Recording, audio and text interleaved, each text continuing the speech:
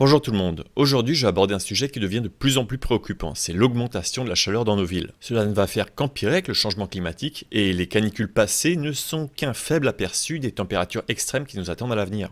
Les villes emmagasinant la chaleur en été se transforment en pièges mortels, en particulier pour les personnes les plus vulnérables. Et face à ce réchauffement, comment agir et à quoi va ressembler les villes du futur? C'est ce que je vous propose d'explorer dans cette vidéo. Ce sujet a été rendu possible grâce aux différents soutiens sur les plateformes de dons, je tiens à vous en remercier. Vous pourrez les retrouver au générique, et merci aux abonnés et ceux qui s'abonneront, permettant ainsi de garantir une meilleure visibilité pour cette chaîne.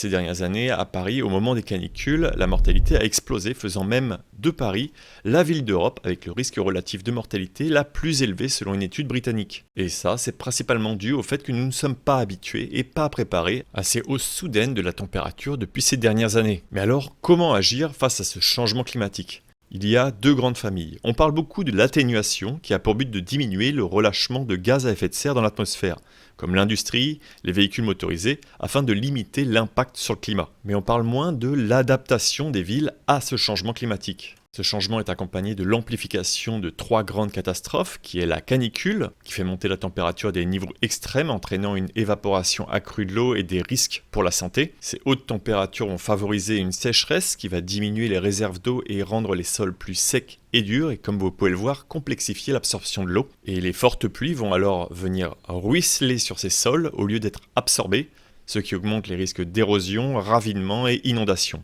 Et ces changements vont venir amplifier la perturbation de ce cycle hydrologique qui va favoriser les prochaines canicules, créant ainsi un cercle vicieux. C'est donc pour faire face à ces catastrophes qu'il va falloir adapter la ville et redéfinir ses espaces pour limiter ces effets. Et à Paris, la densité est extrêmement élevée, chaque mètre compte. Cette petite capitale ne fait que 105 km² et compte plus de 20 000 habitants au kilomètre carré. Et pour vous donner un ordre d'idée, selon plusieurs classements, Paris fait partie des villes les plus densément peuplées du monde.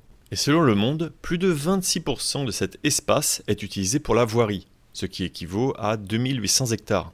Et plus de la moitié de cet espace de voirie est réservé exclusivement aux déplacements motorisés, alors qu'il ne représente que 13% des déplacements. Et l'espace dévolu à la marche, au transport en commun qui représente plus de 83% des déplacements à Paris, doit faire avec le reste.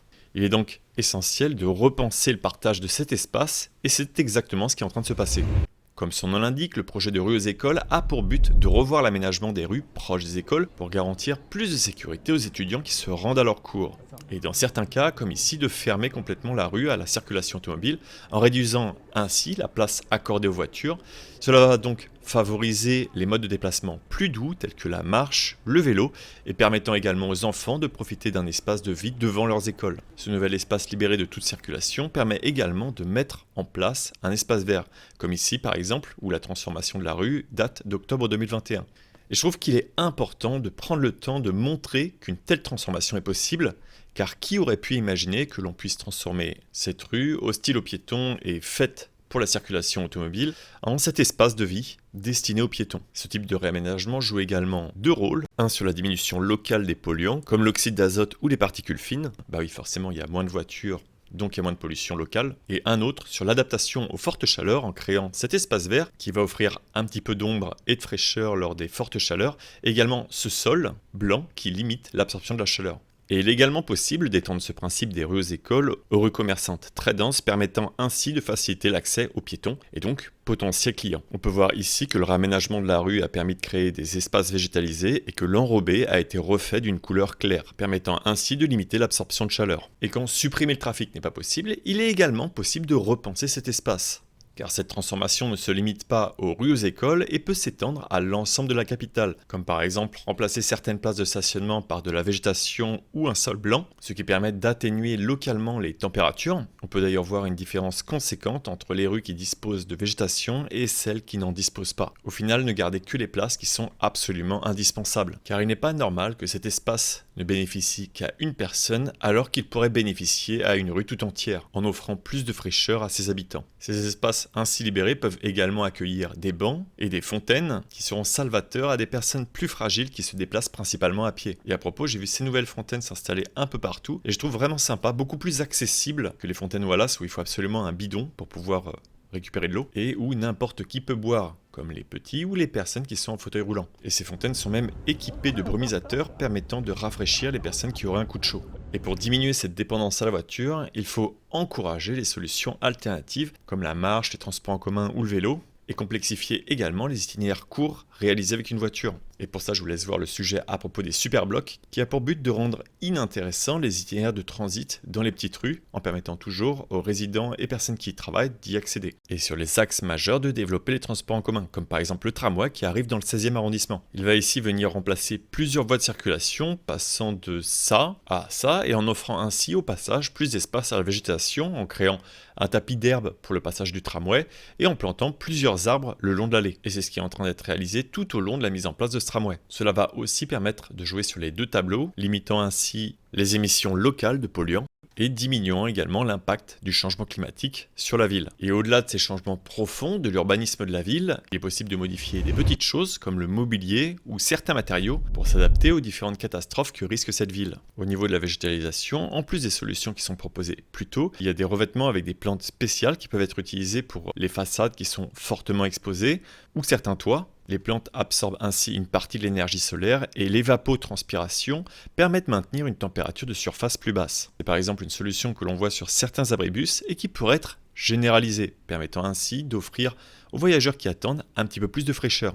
Les pavés et dalles perméables commencent également à apparaître, et cette herbe que vous pouvez voir entre les pavés, c'est pas un défaut, c'est un choix qui permet d'améliorer la porosité du sol en réduisant ainsi le ruissellement et permettant au sol de limiter l'accumulation de chaleur. Il y a également des revêtements spéciaux permettant de réfléchir une partie de la lumière, peuvent être appliqués sur les surfaces qui sont fortement exposées au soleil, comme les toits ou sols sur lesquels les solutions précédentes ne peuvent pas être appliquées. Le principe est alors d'augmenter l'albédo des surfaces pour limiter le nombre de rayonnements reçus et donc l'absorption de la chaleur. Plus ce chiffre est proche de 1, plus le nombre de rayonnements réfléchis est important. Et bien sûr, l'idéal, c'est également de choisir des matériaux à faible conductivité thermique, tels que la pierre naturelle ou le granit, qui ont tendance à accumuler moins la chaleur que le métal ou le béton. Et enfin, limiter tant que possible l'usage du bitume noir. Il a certes de très nombreux avantages pour la voirie, et le premier c'est qu'il est bon marché, 2 fois moins cher qu'un autre enrobé de couleur, et même 4 fois moins cher que des pavés, c'est notamment dû à sa rapidité de mise en œuvre.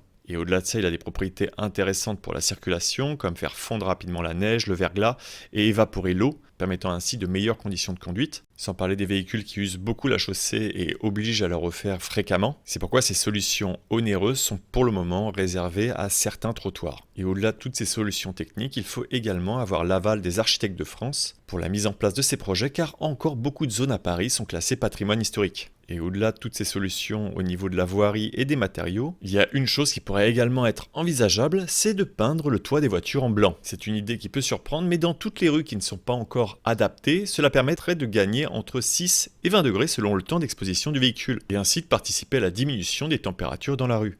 Vous l'avez compris, rendre les villes plus résilientes face à la chaleur est essentiel. Dans cette vidéo, je n'ai examiné que les solutions immédiates mises en place à Paris et ne concernant que l'espace public et son partage. Toutefois, il y a une autre partie de la solution qui réside dans l'adaptation de l'habitat en augmentant la densité dans certaines zones et en la diminuant dans d'autres, et en encourageant la rénovation par rapport à la construction neuve. Et c'est un côté plutôt sombre de ce qui se passe à Paris, car il n'y a pas non plus que du positif à ce niveau. Et ces points pourraient être développés dans un autre sujet, et si ça vous intéresse, n'hésitez pas à me le dire en commentaire. En conclusion, la ville du futur est déjà là. Pour rendre cette ville résiliente face à la chaleur, de nombreuses solutions existent, et il est fondamental de repenser l'espace que prend chaque mode de transport, et l'impact qu'il a sur notre ville. C'est une question de survie.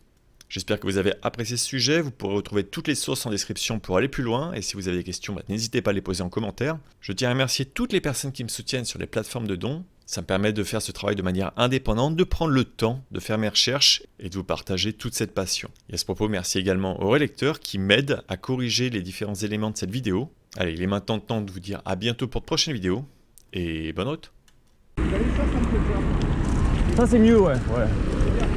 D'ailleurs, le prochain sujet que je fais, c'est à propos de ça, là, des végétalisations. Ah oui. Qui sont dans Paris, parce que je parle aussi de l'urbanisme. J'ai fini par me dire que cette obsession des Suisses pour la propreté était peut-être légèrement pathologique.